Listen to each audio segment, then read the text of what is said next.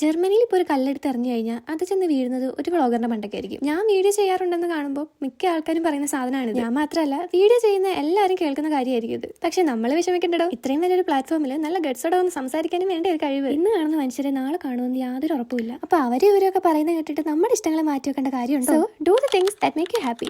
ഞാൻ വീഡിയോ ചെയ്യാൻ തുടങ്ങിയത് മുതൽ എനിക്ക് ഫുള്ള് നെഗറ്റീവ് ആയിരുന്നു. എന്തിനു പറയണം, ഞാൻ ഈ വ്ളോഗിങ് തുടങ്ങിയ സമയത്ത് തന്നെ എന്റെ കുറെ ഫ്രണ്ട്സ് എന്നെ ഒരുപാട് കളിയാക്കിയിട്ടുണ്ട്. നിനക്ക് വേറെ പണിയൊന്നും ഇല്ലേ, 2 വീഡിയോ ഇട്ടെന്ന് കരുതി നീ വല്ല ഇൻഫ്ലുവൻസർ ആണെന്നാണോ വിചാരം? അത് പിന്നെ വീഡിയോ ഇടുന്നവരെല്ലാവരും ഇൻഫ്ലുവൻസേഴ്സ് ആവണമെന്നില്ലല്ലോ. സോ അവരെ പറഞ്ഞ് മനസ്സിലാക്കാൻ നമുക്ക് പറ്റില്ല. ഞാൻ ജർമ്മനിയിൽ വന്നിട്ട് 1 ഇയർ ആയി. ഇതിനിടയ്ക്ക് എനിക്ക് ഒരുപാട് അപ്സ് ആൻഡ് ഡൗൺസ് ഉണ്ടായിട്ടുണ്ട്. ഈ വർഷം എനിക്ക് ഏറ്റവും വിഷമം ഉണ്ടാക്കിയ കാര്യമായിരുന്നു എന്റെ ഇൻസ്റ്റാഗ്രാം അക്കൗണ്ട് പെട്ടെന്ന് ഒരു ദിവസം ബാൻ ആയി പോയത്. പക്ഷെ സാരമില്ല, നമുക്ക് ഒന്നേന്ന് തുടങ്ങാം. ഈ ഒരു ജേണിയിൽ എനിക്ക് ഏറ്റവും കൂടുതൽ മനസ്സിലാക്കാൻ പറ്റിയ ഒരു കാര്യമാണ്, നമ്മൾ വളരെ ക്ലോസ് ആണെന്ന് വിചാരിക്കുന്നതിനേക്കാൾ കൂടുതൽ നമ്മൾ ഒരിക്കലും കണ്ടിട്ടില്ലാത്ത നമ്മുടെ വീഡിയോസ് മാത്രം കണ്ട് ഇഷ്ടപ്പെട്ടിട്ടുള്ള ആൾക്കാരുടെ സപ്പോർട്ടായിരിക്കും കൂടുതൽ ഉണ്ടാകുന്നത്. കുറച്ച് നാൾ കണ്ടില്ലെങ്കിൽ ചോദിച്ചു വരാനും ആൾക്കാരുണ്ടെന്ന് കാണുമ്പോൾ അതൊരു സന്തോഷമാണേ. അപ്പൊ അത്രയേ ഉള്ളൂ. Bye bye.